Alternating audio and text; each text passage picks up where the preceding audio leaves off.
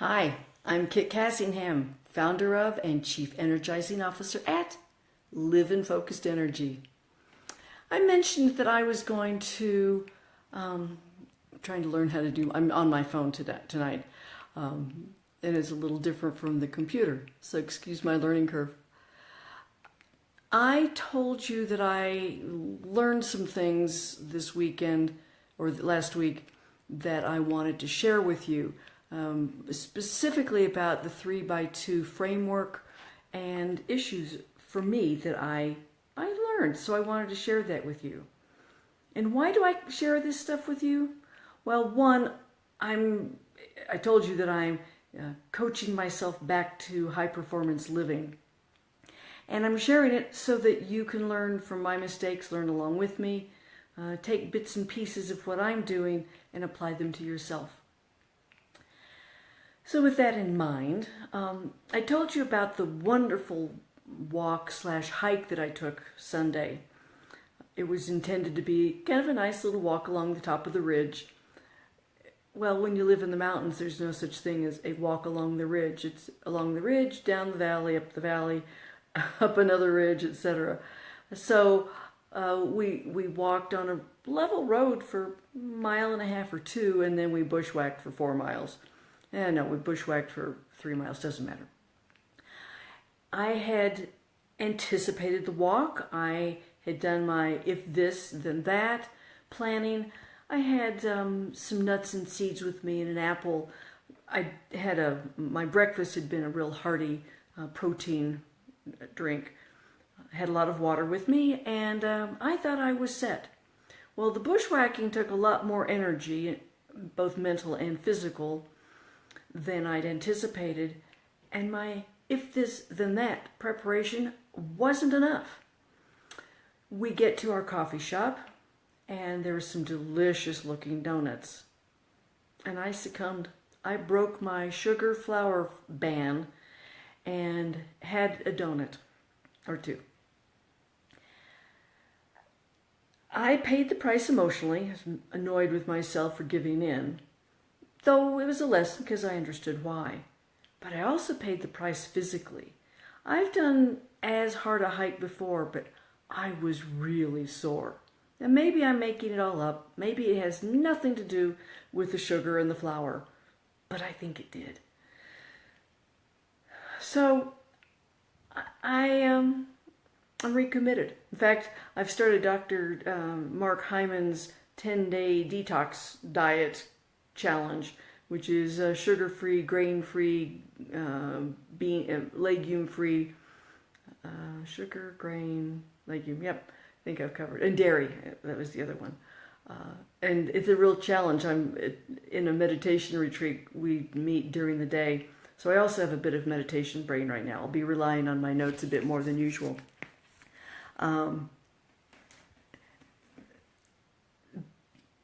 But they have all kinds of wonderful treats. And so today, day 1 of 3, I did well. I had my own food and enjoyed that. So along with why I'm sharing this is to help myself get back to my high performance living and to give you the opportunity to do the same thing. And why is high performance living important? Well, primarily, or a big part of it, is to master our minds so that we can create our life, not just live the life that presents itself to us. And I like to be as in control of my life as is possible. I don't think I'm in total control. That would be more Pollyannish than I tend to be. But if I control my actions, and I feel like I'm kind of controlling my fate in some ways. So anyway, I got to thinking about some of the reasons or excuses, resistance that I've had from clients and from people who didn't want to be clients. People saying, well, and this is around how we hold ourselves back. Like I held myself back from honoring my commitment to no sugar, no grain. And here's some of the reasons people have given for not doing things.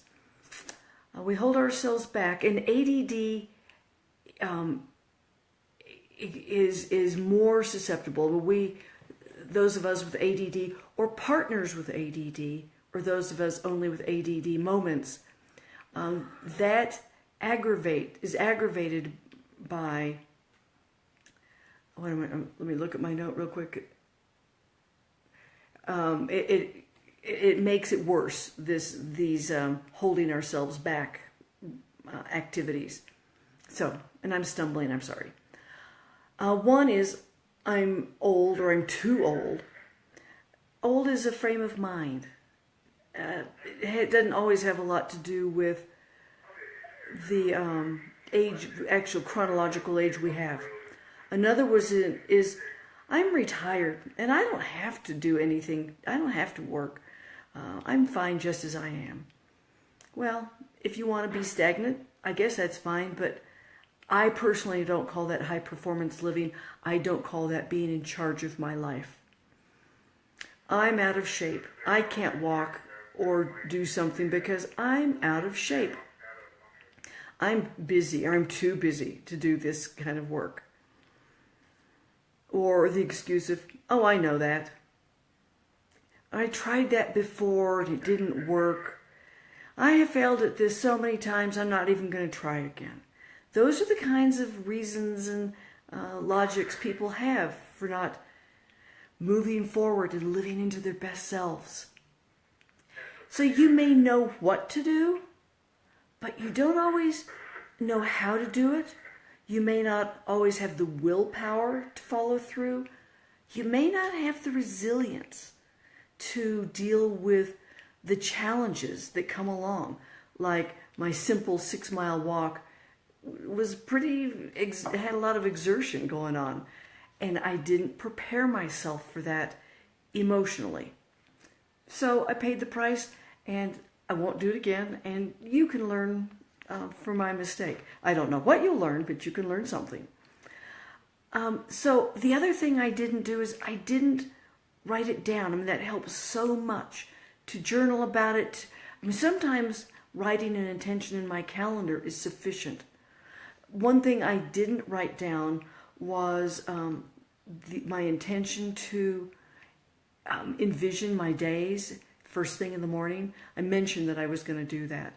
So writing down any new habit, intention, thing you're going to do helps enforce that it's going to happen. So yesterday I did envision my day, but in getting ready for the meditation retreat, it was it was something different. And I didn't do my envisioning of the day.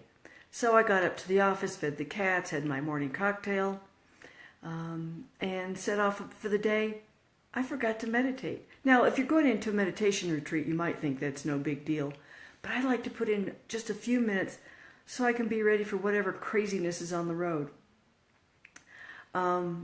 So I've put it into my calendar now. So I'll wake up at 6 tomorrow morning, and by 6:05 I will be envisioning the day. And it's going to be a long day because I've got the meditation retreat, then we have a meeting afterward, and then I'm going to a dinner. That's going to be a long day, and I want to envision that so I can stay energetic and present, things like that. So a lot of my talking about my lessons, my thoughts, what I'm doing, raises awareness for myself and for you. And that's the first step. And challenging you to the solutions to get past your roadblocks is also part of what I'm doing. I'm not there to talk to you directly, so I can't say, well, what more can you do? What else could you do? So I just kind of throw it out there and hope you'll anticipate it. And sometimes just by sharing what I'm doing, if you're really involved in my lessons and growing from them, you will anticipate for yourself what you could do differently, what you would do differently. I also like to offer ideas for support so that you can get into your high performance living, start being in charge of your life. I guess I don't like to see people settle for whatever comes their way. Settle for the less than perfect health, less than perfect mindset, less than perfect work situation, less than perfect personal situation. I love it when people grow and are always trying to do better. And what did I say was the last thing? Oh yeah, settling. It's all in your head. So why don't you step up and do better?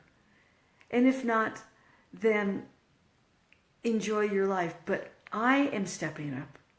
And I hope you will grow into high performance living with me.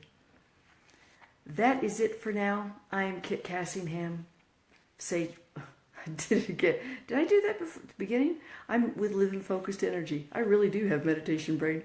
All right, everyone. Good night. I'll see you tomorrow.